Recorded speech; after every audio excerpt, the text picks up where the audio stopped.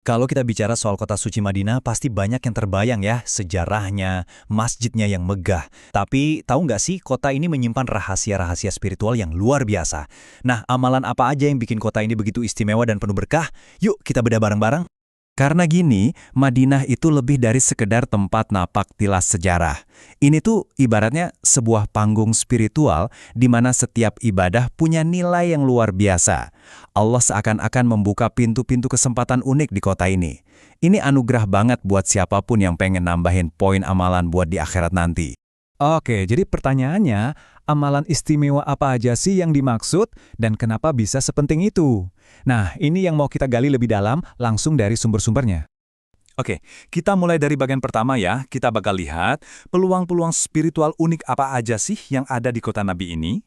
Nah, sekarang kita langsung masuk ke jantungnya kota Madinah, apalagi kalau bukan Masjid Nabawi. Ini bukan sekedar bangunan mega loh ya, tapi ini pusatnya ibadah, tempat di mana amalan-amalan sederhana pun pahalanya dilipat gandakan. Coba lihat angka ini. 1.000 kali lipat. Wow kan? Angka yang gede banget dan bikin kita langsung mikir. Maksudnya apa nih 1.000 kali lipat buat ibadah kita? Nah, ini dia jawabannya. Hadis ini menjelaskan anugerah yang luar biasa. Coba deh kita bayangin, satu sholat fardu di sana itu nilainya sama kayak sholat selama 200 hari di tempat lain. Itu lebih dari setengah tahun loh, benar-benar keutamaan yang sulit dibayangkan. Dan yang paling keren, pahala sebesar ini tuh berlaku buat semua orang. Mau pria, mau wanita, sama aja. Mau itu sholat wajib atau sholat sunnah, semuanya dapat. Bahkan pahalanya ini berlaku di seluruh area masjid, termasuk area perluasan yang baru. Ini bukti banget kalau rahmat Allah itu super luas. Oke, di dalam Masjid Nabawi itu sendiri, ada satu spot yang lebih spesial lagi. Namanya Raudhah. Raudhah itu artinya taman. Dan tempat ini dijuluki sebuah taman dari taman-taman surga. Lokasinya itu pas banget, di antara rumah Nabi, yang sekarang jadi makam beliau, dan mimbarnya. Kenapa disebut taman surga? Para ulama punya 3 penjelasan keren. Pertama, karena beribadah di sana itu rasanya tenang banget, damai, mirip kayak suasana di surga. Kedua, ibadah di sana itu bisa jadi wasilah atau jalan kita untuk masuk surga. Dan yang ketiga, ada yang meyakini kalau area itu nanti secara fisik bakal dipindahin ke surga. Jadi intinya, ini tuh kayak sepotong surga yang ada di dunia. Jadi kalau Anda dapat kesempatan ke sana, Raudhah itu adalah tempat terbaik di Masjid Nabawi buat ibadah-ibadah sunnah. Mau sholat, zikir, atau baca Al-Quran.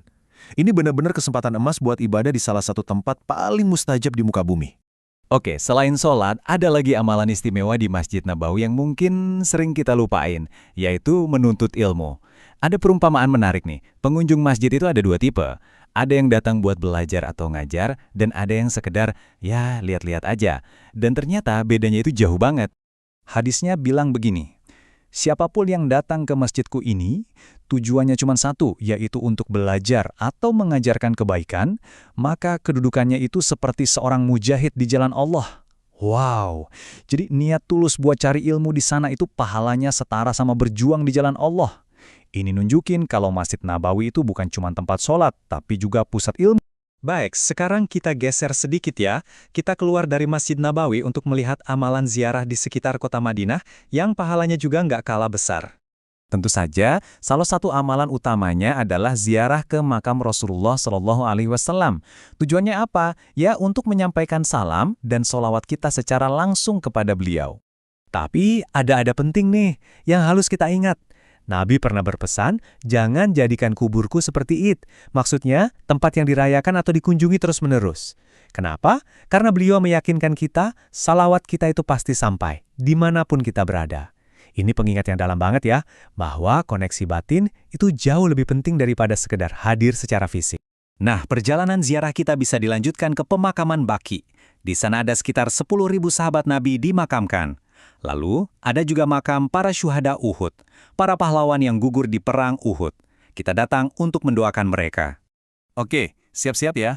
Amalan yang satu ini pahalanya mungkin yang paling bikin kaget. Cuma dengan sholat di Masjid Quba, kita bisa dapat pahala yang setara dengan 1 kali umrah penuh. Bayangin, umroh. Ini benar-benar bukti kemurahan Allah yang luar biasa. Dan caranya super gampang. Kita tinggal bersuci atau wudhu di tempat kita nginep, terus pergi ke Masjid Quba, lalu sholat di dalam masjid itu. Udah, gitu aja. Nabi sendiri rutin melakukan ini setiap hari Sabtu. Gampang banget kan buat kita tiru? Oke, tadi kita udah bahas amalan-amalan fisik ya. Sekarang kita beralih ke amalan batin yang nggak kalah pentingnya, yaitu sabar. Sebuah sifat yang benar-benar diuji kalau kita tinggal atau berkunjung ke Madinah. Kenapa sabar jadi penting? Karena Madinah itu cuacanya ekstrim. Kalau musim panas, wah panasnya bisa menyengat banget. Sebaliknya pas musim dingin, dinginnya bisa sampai menusuk tulang. Dulu di zaman Nabi, bahkan ada masa-masa sulit, masa kelaparan. Semua kondisi ini butuh satu hal, kesabaran yang luar biasa. Dan coba dengarkan janji luar biasa ini. Nabi bersabda, "Gak ada satupun dari umatku yang sabar menghadapi kesulitan dan kerasnya Madinah, kecuali aku akan jadi pemberi syafaat atau saksi baginya di hari kiamat." Syafaat, pertolongan khusus dari Nabi di hari akhir. Ini jaminan yang luar biasa banget untuk sebuah amalan hati, yaitu sabar. Nah, sekarang kita sampai di pengingat terakhir yang sangat mendalam. Ini kayak kesimpulan dari semua amalan yang udah kita bahas tadi, yang menyentuh inti dari kesucian sejati.